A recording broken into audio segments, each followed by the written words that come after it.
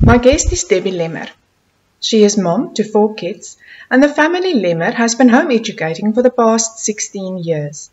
She still actively home educates her youngest, runs a business from home, and is also a tutor for English, mathematics, and chemistry.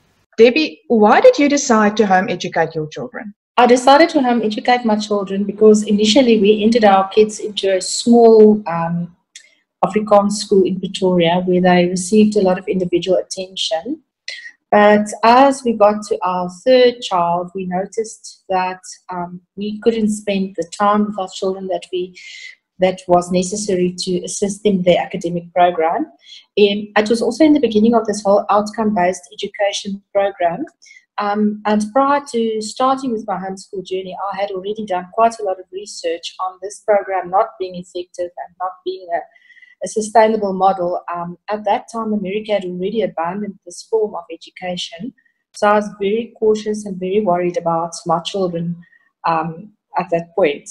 So to answer your question, I noticed that my children developed massive gaps in their education. And the school activities kept our family so busy that time that we were supposed to spend playing or just chatting or having a good time with our family was now spent trying to learn what they didn't learn in school, trying to rectify that was wrong in their work. So we just said to each other, look, we don't have this kind of capacity. Let's just take them out and do everything ourselves. That was quite a bold move. Did you have any prior experience or exposure to home education when you decided to remove them from the school? In fact, actually we did.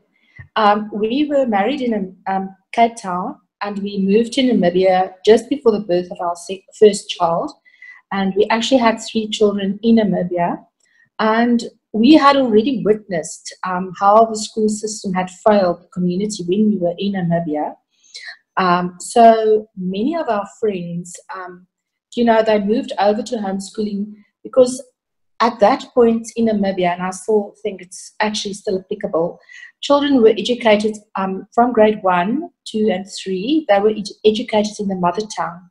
But as from grade 4, everybody was forced to move over to English. And that caused a lot of Afrikaans kids to feel unsure about themselves, not happy in school, and to just sort of become very unhappy with learning in general, because as you know, the mother tongue is the best form of education. So a lot of our friends opted to take these kids out of school in order to keep them home, and also the standards were seriously dwindling. So we actually witnessed a whole group of these happy kids. They were creative, and all of them were just like individuals. Like they were allowed to do whatever they loved. So the one was like a hunter, the other one was she used to ride horses, equestrian, sewing. Those kids had their own businesses. It was completely different to the normal, the normal school child that we would know today. And I still remember the day that I really thought that, this is what I want from my kids. We were staying over in our friend's house, and he is a doctor. We walked through the house, and I could see every child's room was like spotlessly clean, and absolutely the personality of that child just radiated from that room. And the kids were happy, the rooms were tidy, and I thought to myself, I would like to have this for my children as well one day. Did you manage to keep the rooms tidy? Because that one I still don't have under wraps. His personality definitely shines through. But well, kids differ. Some kids function in chaos, and others don't. But I think in order to create a systematic academic environment, it's quite necessary to teach them systems. In other words, all books are in the same corner, pencils in the same drawer. And yeah, up to today, I still sort of battle with some of my kids. But I must say, in general, the whole educational process has actually rooted well in my children, which are mostly adults by now. And, just keep going at the same thing. They get the message eventually. Yeah, fortunately, I still have a couple of years ahead of me. Debbie, can you still remember how you felt when you started out? And what approach did you use? Yeah, I still remember. I do remember very well. People were very, very critical. They were very judgmental, especially school parents. And, you know, people sort of thought that you were a bit, uh, you know, out of the ordinary, which we were. So there was a bit of uncertainty, but we just decided to move forward and not to give up with this process. I'm a trained teacher, and some people would say being a teacher for a homeschooling situation is bad. But I found that it could be good on the one sense, on the one side, and it can be negative on the other side. Because homeschooling is by no means a school or a classroom at home.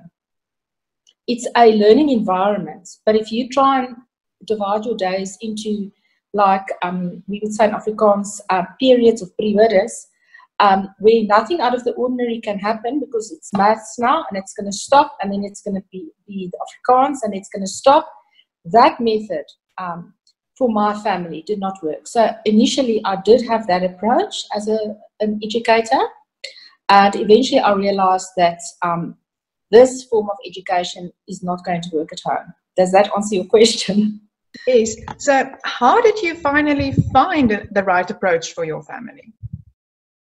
Okay, so at first we went out and we spent quite a lot of money on buying a set syllabus, which we thought at that time, oh, this is quite cheap because, you know, the school was costing us quite a penny and a fortune, having 3 kids in a school. So we bought this curriculum or this syllabus, and yeah, I think my youngest enjoyed it because she could color in, but the boys just hated it. They could not stand this work. They were very unhappy, and they were like, no, we don't like this, we don't want to do this, and they just became so negative. So eventually, myself and my husband, we said to each other, we have to abandon this because the kids are simply not happy. They're not flourishing at all.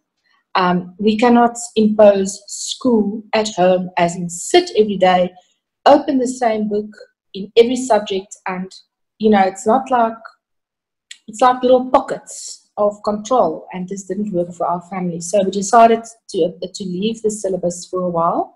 We decided to ask our children, you know, what do you enjoy in life? And the one was crazy about computers, the other one loved reading, and my daughter loved playing the piano. So we said, okay, spend a bit more time with what you enjoy and what you love.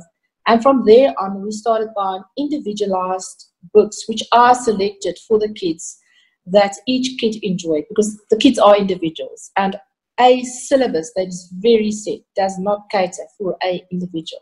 What are the 5 top tips that you would like to share with families? If you are a mommy or a dad that's homeschooling, you obviously have skills, a set of skills that you might not realize but those skills have a lot of worth. You might be, you know, an electronic engineer like my husband, and you might be able to teach your son how to look at electronic devices, teach them practicalities with regards to this. So even if you're a mom and you don't have any education, you are able to bake, you're able to sew. So teach your children everything that you know, because those are the values that will help your child when he's faced with reality to be able to be an active member in society. So for instance, if you write, you will have to communicate with people. You will have to write in a business way. You can write, you know, just a general story, or you can write a blog. So blogs are so often, you know, there are so many blogs online. So writing, in other words, it's not just writing for the sake of writing. You know, look at life and see, where can I use this skill in order to make a living or a life for myself. So that would be my top tip, you know, teach kids that math is essential in everyday life. You can use it in baking, you can use it in making a dress, you can use it in playing a game. Does that make sense? That's my first point. Okay, my second tip is homeschooling is really individual. It's not a group activity. So often, I have moms that actually come to me and they're sort of in tears and flustered because somebody in the homeschooling community told her that her kid's supposed to be able to do this or that, and the mom becomes very upset and the kids are upset. So no, don't discuss whatever your child's doing with anybody else, because it's your child, it's your situation. And if you really have a problem, get a skilled person to help you through the dip, instead of panicking and saying, oh, my kids, can't do this or that, because every kid's brain works different. And I can tell you now, some of my kids, I thought they would never ever be able to do math, or to say 1 + 1. They said 1 + 1 is 3. So today that child is studying and she's a top student at university. So don't think because your child doesn't grasp something, the first opportunity that you teach it, that this child will not be able to do it. Just relax and give the individual brain the time to develop. And the third point is, mom, you have to relax. You cannot stress about this.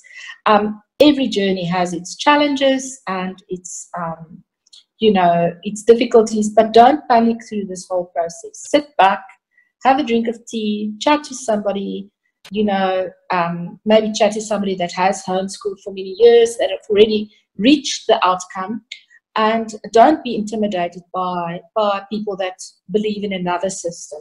Homeschooling is completely different from schooling. And that's my fourth point, is don't go out and spend thousands and thousands of rands on buying a bulk of materials before you haven't tested this with your children, before you haven't experienced, does my kid actually enjoy this? Just hold back with the spending, just take it slow. And then, many moms don't have the self-confidence, and they say you have to be a teacher to be able to do this, and that is not true. It does help to understand the method of teaching and to have the background of psychology and, all the fancy subjects that we do as teachers. That does help. But I found, even as a teacher, that mom and dad can actually learn and study with their kids while they are homeschooling. So those are my 5 tips. Thank you very much for sharing your experience and your tips with us. It's a pleasure.